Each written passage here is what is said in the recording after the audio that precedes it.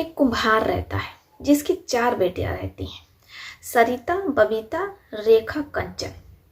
कुम्हार की चारों बेटियां जो एकदम नग्न रहती हैं, उनके शरीर पर एक भी कपड़ा नहीं रहता है। कुम्हार की चारों बेटियां कभी भी अपने शरीर पर कपड़ा नहीं पहनती हैं। अब ऐसे में आसपास जितने भी गांव होते हैं, वहां के लोग कुम्हार के घर आते। जब कुम्हार काम पर कहीं चला जाता, इसके बाद कुम्हार की बेटियों के साथ जबरदस्ती संबंध बनाते। गांव के जितने भी लोग रहते, वो कुम्हार की बेटियों के निजी अंगों को, कभी उनके सीने को छू करके वो भाग जाते, क्योंकि कुम्हार की सभी बेटियां कभी भी कपड़ा नहीं पहनती थी। वो बिना कपड़ों का ही अपने घर पर और गांव में बाहर आया जाया करती थी। अब आप भी सोच में पड़ गए होंगे कि भला जवान बेटियां अपने शरीर को, अपने तन को ढकने के लिए कपड़ा क्यों नहीं पहनती हैं। बेटियां जो लज्जाती हैं, शर्माती हैं, अपने निजी अंगों को अपने हाथ से छुपाती हैं, लेकिन पिता अपनी बेटियों का हाथ हटा देता और कहता है, बेटा अगर तुम ऐसा करोगी तो तुम लोगों का पाप लगेगा और कोई अनहोनी घटित हो जाएगी। बेटियां जो जवान रहती हैं, वो अपने पिता से कहती हैं कि पिताजी, गांव की सभी लड़कियां, सभी महिलाएं तो कपड़ा पहनती हैं, अपने शरीर को ढकती हैं, लेकिन आप हम इन चारों बहनों को आखिर कपड़ा क्यों नहीं पहनने देते हैं और हम लोग नग्न क्यों रहते हैं। पिता जब अपनी बेटियों को सच बताता है, बेटियों के होश उड़ जाते हैं। बेटियां सरिता, बबीता, रेखा, कंचन, इनकी शादी हो जाती है, लेकिन ये दुल्हन के जोड़े की बजाय ऐसे बिना कपड़ों का विदा होकर के अपने दूल्हे के घर पहुंचती हैं। दूल्हा जो कुम्हार से पूछता है कि ससुर जी क्या बात है, आपकी बेटियां हम ले तो जा रहे हैं विदा करके, लेकिन ये कपड़े क्यों नहीं पहनती हैं। अब ससुर यानी कि कुम्हार जब अपने चारों दामाद के कान में जो बात बताता है, दामाद ये सुनते हैं तो वो भी अपनी अपनी पत्नियों को कपड़ा नहीं पहनने देते। अब सरिता, बबीता, रेखा, कंचन ससुराल में भी ऐसी बिना वस्त्र का, बिना कपड़ों का रहती हैं। अब ऐसे में आसपास जितने भी लोग रहते हैं, उनकी नीयत खराब होती है सरिता, बबीता, रेखा, कंचन की जवानी देख करके। पति जो चाह करके भी अपनी पत्नियों को कपड़ा नहीं पहना सकते हैं। अब आप भी सोच में पड़ गए होंगे कि भला ऐसा कौन सा कारण रहा होगा जिसकी वजह से सरिता, बबीता, रेखा, कंचन जो कपड़े नहीं पहनती थी, बिना कपड़ों का रहती थी। जब आप भी पूरी कहानी सुनेंगे तो आपके होश उड़ जाएंगे, दांतों तले उंगलियां दबा लेंगे। हम आपको पूरी कहानी सुनाएंगे, इस रात से भी पर्दा उठाएंगे। लेकिन उससे पहले हम आप लोगों से कुछ कहना चाहते हैं। हमारा चैनल नया है, आप लोगों के प्यार की, सपोर्ट की बेहद ज़रूरत है। अगर आप लोगों ने अभी तक हमारे चैनल को सब्सक्राइब नहीं किया है तो कर लीजिए। साथ ही कमेंट बॉक्स में आप लोग अपना अपने शहर का नाम भी लिखिए, ताकि हमें पता चल सके हमारा वीडियो कहाँ से देखा जा रहा है और कहाँ तक पहुँच रहा है। कुछ दोस्तों ने अपना नाम लेने को कहा था। अमेठी से सिकंदर आलम, ताज जी, कन्हैया लाल, अरविंद कुमार, रघुवीर जी, कैलाश वर्मा, रजत जी। थैंक यू सो मच रजत जी, आप हमें इतने अच्छे अच्छे प्यारे प्यारे कमेंट करते रहते हैं। गोंडा से आफ्ताब खान, जावेद जी, नदीम आलम, आशुतोष मिश्रा, दीपक सिंह, अंजलि चौहान, रेखा, प्रदीप कुमार मौर्य, आप सभी का कमेंट करने के लिए दिल से धन्यवाद। ऐसे आप लोग हमें अच्छे अच्छे प्यारे प्यारे कमेंट करते रहिए। जिन दोस्तों का नाम मैं अपनी वीडियो में नहीं ले पाई, मैं पूरी कोशिश करूंगी कि उनका नाम मैं अपनी अगली वीडियो में ज़रूर लूँ। दोस्तों, अगर आप हमारी किसी भी तरीके से मदद करना चाहते हैं या सहयोग करना चाहते हैं तो हमारी वीडियो के नीचे सुपर थैंक्स का बटन होता है, जहाँ पर जाकर के आप हमारी मदद या हमारा सहयोग कर सकते हैं। तो चलिए शुरू करते हैं आज की ये कहानी। बने रहिए हमारे साथ अंत तक। कुम्हार जो कि खेती बाड़ी करके अपनी चारों बेटियों का पालन पोषण कर रहा होता है। कुम्हार की पत्नी जिसे कैंसर रहता है, ऐसे में कुम्हार अपनी पत्नी को लेकर के बहुत ज़्यादा परेशान रहता है। डॉक्टर कहते हैं कि देखिए, अगर आप अपनी पत्नी को कपड़े नहीं पहनाएंगे तो आपकी पत्नी की मौत हो सकती है। हम आपकी पत्नी को बचा नहीं सकते हैं, क्योंकि आपको तो पता है कि सर्दियों का मौसम है। ऐसे में अगर आप अपनी पत्नी के शरीर को ऐसे ही खुला रखें, आपकी पत्नी को निमोनिया हो जाएगी। पहले ही आपकी पत्नी को कैंसर है और निमोनिया होने के बाद हम आपकी पत्नी को बचा नहीं सकते हैं। लेकिन डॉक्टर के लाख कहने के बावजूद कुम्हार अपनी पत्नी को कपड़े नहीं पहनाता था, क्योंकि कुम्हार के घर में जितनी भी महिलाएं होती हैं, लड़कियां होती हैं, वो सब ऐसे बिना कपड़ों का रहती हैं। उनके शरीर पर एक भी कपड़ा नहीं रहता है। गांव के लोग भी कुम्हार को तरह तरह की बातें सुनाते, ताने मारते, लेकिन कुम्हार ना तो अपनी पत्नी को कपड़े पहनाता है और ना ही अपनी बेटियों को। बेटियां अभी कुम्हार की छोटी रहती हैं। कुम्हार अपनी बेटियों को स्कूल भी नहीं भेजता है। कुम्हार की 4 बेटियां रहती हैं, सरिता, बबीता, रेखा, कंचन। ऐसे में वो चारों बेटियां घर का काम काज करती हैं और अपने माँ की सेवा करती हैं। कुम्हार जो अपनी पत्नी को लेकर के बॉम्बे जाता है और वहाँ पर वो 2.5 महीने रहता है, अपनी पत्नी का इलाज करवा रहा होता है, ताकि उसकी पत्नी जल्द से जल्द अच्छी हो जाए और वो घर की जिम्मेदारी देख रेख कर सके। लेकिन ऐसा नहीं होता है दुर्भाग्य से। कुम्हार बॉम्बे से 2.5 महीने बाद लौट आता है। बेटियां अपने पिता से पूछती हैं कि पिताजी, मम्मी कहाँ है। कुम्हार कहता है कि बेटा, तुम्हारी मम्मी तो हमें छोड़ करके चली गई। बेटियां पूछती हैं कि पिताजी, मम्मी कहाँ गई। कुम्हार कहता है कि बेटा, तुम्हारी मम्मी किसी और के साथ शादी कर ली है और वो बॉम्बे में ही अब रह रही हैं। कुम्हार अपनी बेटियों को ये नहीं बताता है कि उसकी माँ का देहांत हो गया और वो अपनी पत्नी का अंतिम संस्कार करके आ रहा है। अब बेटियां जो कम उम्र रहती हैं, छोटी रहती हैं, ऐसे में वो अपनी पिता की बात मान लेती हैं। कुम्हार जो एक महिला से अक्सर फोन करवाया करता है, बेटियों को लगता है कि ये उसकी माँ है। अब ऐसे ही सब कुछ चल रहा होता है। लेकिन एक दिन जो सबसे बड़ी बेटी रहती सरिता, उसे सच्चाई पता चल जाती है, क्योंकि कुम्हार का एक दोस्त रहता है जो कि उसी गांव का रहता है। जब वो बॉम्बे से वापस आता है तो बेटियां अपने माँ के बारे में पूछती हैं। कुम्हार का दोस्त पूरी बात बता देता है और कहता है कि तुम्हारे पिताजी तुमसे झूठ बोल रहे हैं, तुम्हारी मम्मी का देहांत हो गया और अब वो इस दुनिया में नहीं है। जैसे बेटियां ये सुनती हैं तो घर में रोना पीटना मच जाता है। अब कुम्हार जब खेती बाड़ी करके शाम के 6 बजे घर वापस आता है तो वो अपनी बेटियों से पूछता है कि बेटा, क्या बात है, तुम लोग क्यों रो रही हो। बेटियां कहती हैं कि पिताजी, आपने तो कहा था कि मम्मी जीवित हैं और वो किसी और से शादी कर ली, इसलिए घर नहीं आए। लेकिन सुरेश भैया ने तो कहा कि हमारी मम्मी का हॉस्पिटल में ही देहांत हो गया था और वो हमें छोड़ करके इस दुनिया से चली गई हैं। इसके बाद जैसी कुम्हार सच्चाई सुनता है तो उसकी आंखों से आंसू गिरने लगता है। अब ऐसे समय बीतता रहता है। कुम्हार की चारों बेटियां सरिता, बबीता, कंचन, रेखा जवान हो जाती हैं, जवानी की दहलीज पर रहती हैं। अब जैसी वो जवान होती हैं, उनके शरीर पर एक भी कपड़ा नहीं रहता है, वो नग्न रहती हैं एकदम। तो गांव के जितने भी मनचले होते हैं, वो उन सब की नज़र कुम्हार की इन चारों बेटियों पर पड़ती है। अब उनका जब भी मन करता है वो कुम्हार के घर पर आते हैं और कुम्हार की बेटियों के साथ छेड़खानी करने लगते हैं। कुम्हार कहता है कि कोई बात नहीं बेटा, कल से तुम लोग भी हमारे साथ खेतों में काम करने चलना। यहाँ सरिता, बबीता, रेखा, कंचन अपने पिता के साथ खेतों में जाती हैं और खेतों में काम करती हैं। लेकिन वहाँ भी आसपास जितने लोग रहते हैं उन सभी की नज़र सरिता, बबीता, कंचन और रेखा की जवानी पर पड़ती है और वो लोग उनके साथ बदतमीजी करने लगते हैं। अब जैसे कुम्हार ये देखता है तो वो उन लोगों के आगे हाथ जोड़ लेता है और कहता है कि देखिए, आप लोग हमारी बेटियों के साथ ऐसा मत कीजिए, जैसे आपकी बेटियां हैं वैसे ही हमारी बेटियां हैं।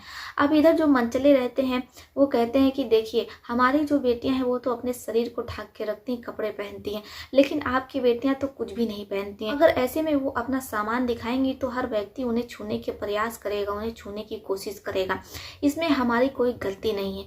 इसके बाद कुम्हार और उसकी चारों बेटियों में गांव के मनचलों में काफ़ी ज़्यादा बात बढ़ जाती है। बात हाथापाई तक पहुंच जाती है। अब कुम्हार को जो मनचले होते हैं गांव के, वो इतने ज़्यादा पीट देते हैं कि कुम्हार बेहोश हो जाता है। इसके बाद बेटियां अपने पिता को लेकर के शहर जाती हैं, यानी कि हॉस्पिटल जाती हैं।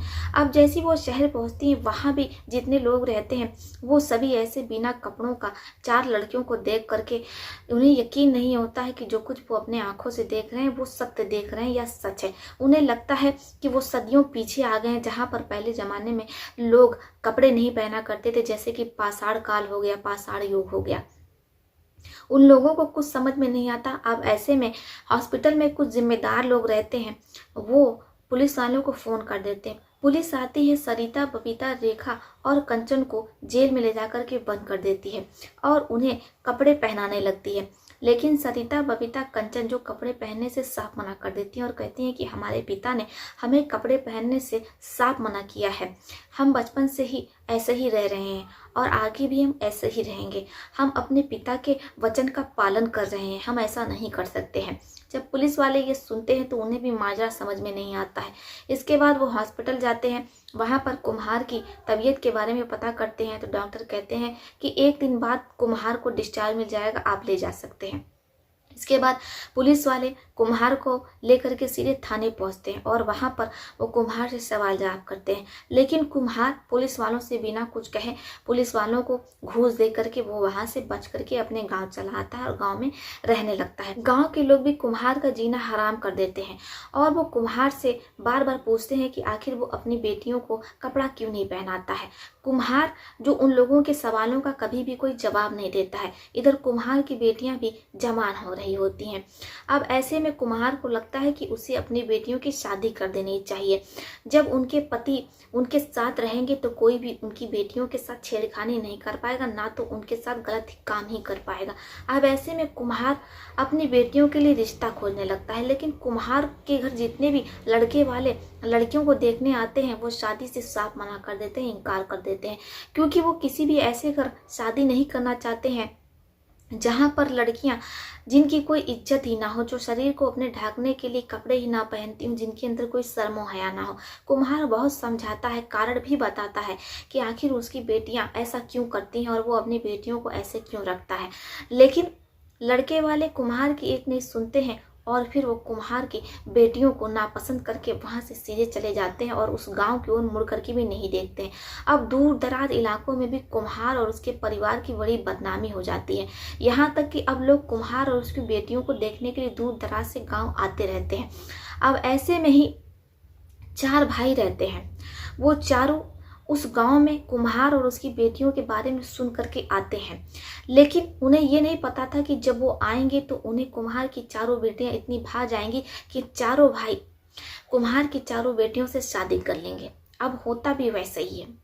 चारों बेटे जब अपने गांव वापस जाते हैं तो कुम्हार की चारों बेटियों को अपने साथ लेकर के जाते हैं। कुम्हार की बेटियां विदा होकर के तो जाती हैं, लेकिन वो दुल्हन के लाल जोड़े में नहीं रहती हैं। अब ऐसे में जो चारों दामाद रहते हैं कुम्हार के, वो कहते हैं कि अब हम आपकी बेटी को अपने साथ अपनी पत्नी बना करके ले जा रहे हैं, लेकिन ये हमारे साथ तभी जाएंगी जब इन्हें इनके शरीर पर कपड़ा पहनाया जाएगा, दुल्हन का लाल जोड़ा पहनाया जाएगा। लेकिन कुम्हार डोली उठाने से साफ मना कर देता है और कहता है कि डोली तभी उठेगी जब हमारी बेटियां ऐसे बिना कपड़ों का जाएंगी। अब दामाद जिन्हें कुछ समझ में नहीं आता है कि आखिर कुम्हार अपनी ही बेटियों को बिना कपड़ों का क्यों रखता है और आखिर वो अपनी बेटियों को ऐसे नग्न अवस्था में विदा क्यों करना चाहता है, जबकि दुल्हन तो लाल जोड़ों में विदा होती है, लहंगे में साड़ी में विदा होती है। अब ऐसे में दामाद और कुम्हार दोनों जिद पर अड़ जाते। कुम्हार की बेटियां भी अपने पिता के पक्ष में रहती हैं। वो अपने अपने पतियों से कहती हैं कि ऐसा है जी, जो हमारे पिता कह रहे हैं अगर आप वैसा नहीं करेंगे तो हम लोग शादी से साफ मना कर रहे हैं, इनकार कर रहे हैं, हम आप लोगों के साथ नहीं जाएंगे। अब ऐसे में जो चारों भाई रहते हैं उन्हें भी कुछ समझ में नहीं आता है, क्योंकि शादी हो चुकी होती है। अब ऐसे में वो करे तो क्या करें। वो कुम्हार से पूछते हैं। कुम्हार जब उनके कानों में सच्चाई बताता है तो जो चारों भाई रहते हैं उनके पैरों तले जमीन खिसक जाती है, लेकिन वो कर क्या सकते हैं, क्योंकि अब तो उनकी शादी हो चुकी थी। और ऐसे में जो कुम्हार रहता है वो चमचमाते हुए 4 संदूक निकालता है और उन चारों संदूक को जब खोल करके ये चारों भाई देखते हैं तो उनकी आंखें चौधिया जाती हैं, चमकने लगी। उन संदूकों में हीरे जवाहरात भरे रहते हैं। अब ऐसे में जब चारों भाई देखते हैं तो दंग रह जाते हैं। चारों भाइयों के मन में और ज्यादा लालच आ जाता है। वो कुम्हार से कहते हैं कि ठीक है, हम आपकी शर्त पर ही आपकी बेटियों को यहाँ से विदा करके ले जाएंगे, लेकिन अगर आप हमें एक एक संदूक और दे दें। इसके बाद कुम्हार उन चारों भाइयों को एक एक संदूक और दे देता है। इसके बाद कुम्हार के सभी दामाद और उनकी चारों बेटियां डोली में बैठ करके खुशी खुशी विदा हो जाती हैं। अब जैसे ही कुम्हार की चारों बेटियां नए गांव में पहुंचती हैं तो वहां के लोग चारों दुल्हन को ऐसे बिना कपड़ों का देख करके दंग रह जाते हैं। उन्हें कुछ समझ में नहीं आता है कि आखिर ये उनके गांव में क्या हो रहा है।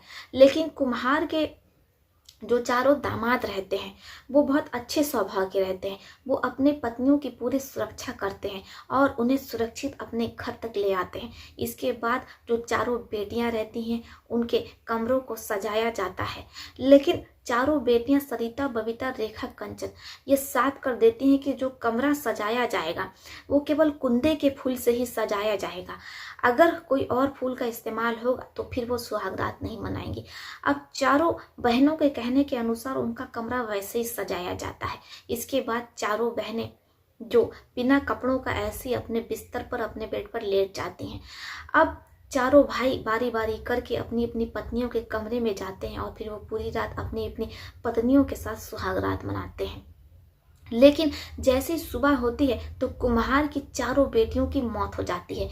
4 कमरों में 4 लाशें होती हैं, 4 शव होता है। शादी का घर रहता है, खुशियों का माहौल रहता है, जो कि मातम में बदल जाता है। अब जैसे कुम्हार को पता चलता है तो वो अपनी बेटियों के लिए रोता तड़पता हुआ सीधे अपने दामाद के घर पहुंचता है। और जब वो अपनी चारों बेटियों को मरा हुआ पाता है तो वो दहाड़े मार मार करके रोने लगता है और अपने दामाद को कोसता है। इसी तरीके से कुम्हार खुद को संभालता है और अपने दामाद के साथ मिलकर के अपनी बेटियों का क्रियाक्रम और अंतिम संस्कार करने में जुट जाता है। अब एक तरफ से जब 4 शव रखे रहते हैं तो गांव वालों के होश उड़ जाते हैं। इधर रेखा, सविता, कंचन के पतियों का भी रो रो करके बुरा हाल रहता है, क्योंकि शादी की पहली रात ही उनकी पत्नियों की मौत हो जाती है।